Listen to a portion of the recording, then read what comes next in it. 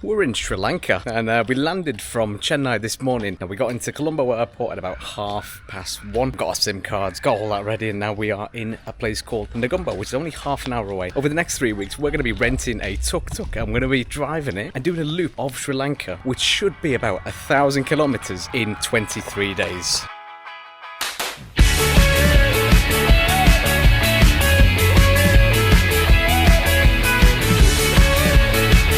We were pretty exhausted when we landed, so the first thing that we did was head out straight to find some food. We ended up having a traditional Sri Lankan meal, which honestly hit the spot. And after that, we checked into our hotel and called it an early night, ready to start fresh the next day. The following morning, we woke up to the sound of rain and a very cute cat who decided to keep us company.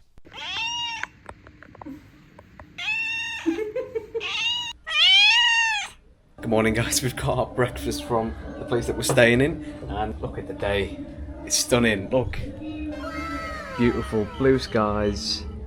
So the plan for the next 3 weeks is to see the best of what Sri Lanka has to offer, which means we're going to be visiting historical UNESCO World Heritage Sites all the way to beaches along the east and southern coast, as well as in between there's a few national parks that we want to go check out. So in terms of our route, I've got it on my phone, so we're going to be starting in Negombo, which is here, and then we're going to be visiting Anuradhapura, Trincomalee, Sigiriya, Kandy, Nuwara Eliya, Ella, Yala National Park, Larissa, Unawatuna, Hikkaduwa, Kalutara, and back to Negombo. That route itself should take us the best part of 3 weeks. In most of the places that we're staying, we're either staying 2 or 3 nights. We booked our tuk-tuk through a company called Tuk Tuk Sail On Rides, and it was considerably cheaper than the other major tuk-tuk rental company. I'm not saying they're bad, I'm not saying these are good because we've not tried them yet, but we'll find out at the end of the 3 weeks.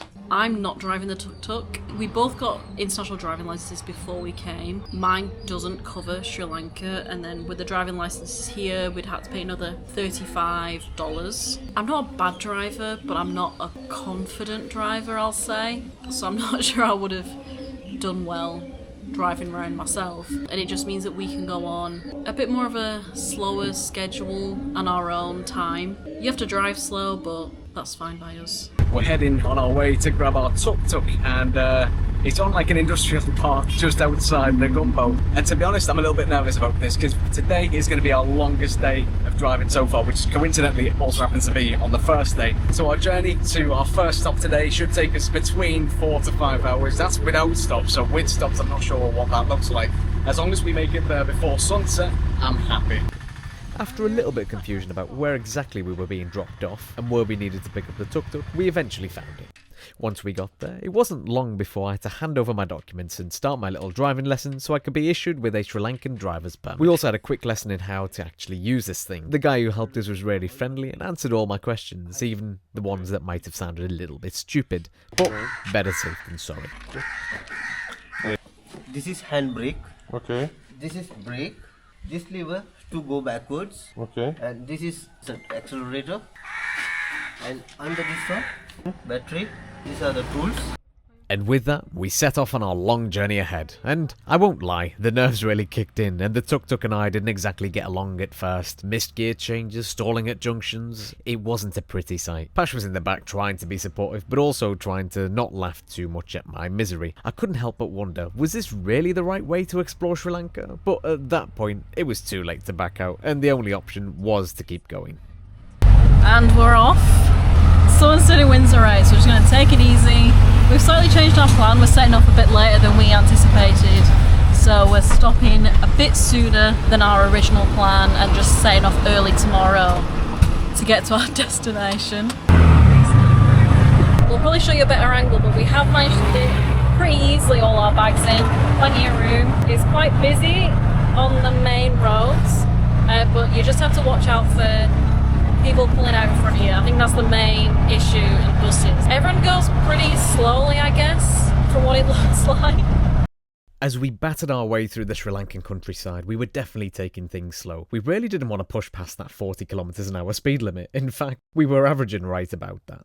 My nerves and the fact that it was our very first day of driving probably didn't help either.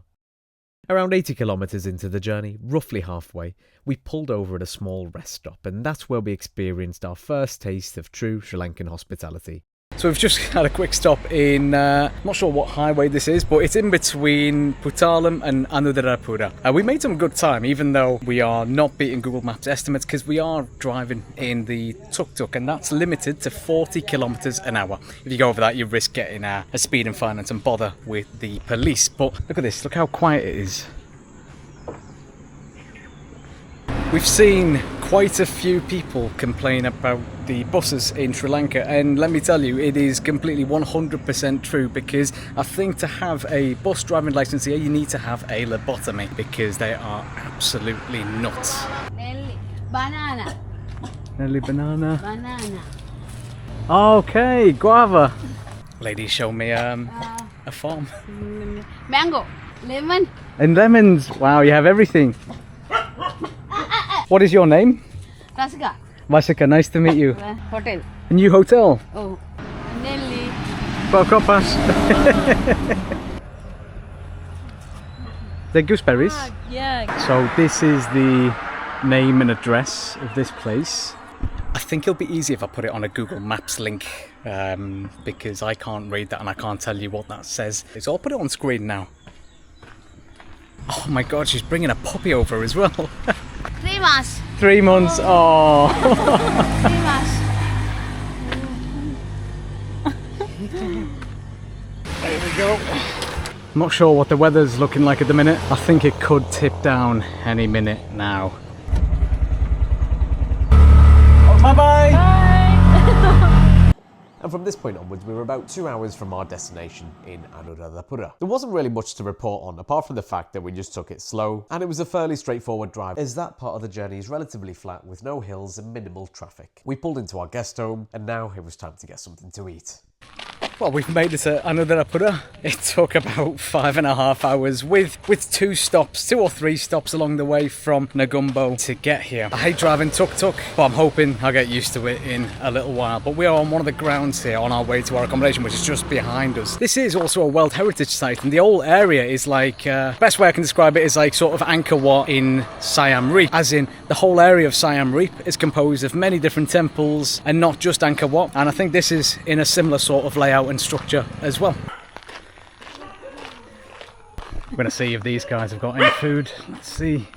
And on that slightly anticlimactic note, I'm gonna have to end the video here. Mainly because I didn't actually film the food we ate. All I can say is it was very good. Tomorrow, we head out to explore Anuradhapura, and we'll see whether I start getting used to driving this tuk-tuk. There's plenty more of Sri Lanka still to come. So stay tuned, and thanks for watching Why Not Ash.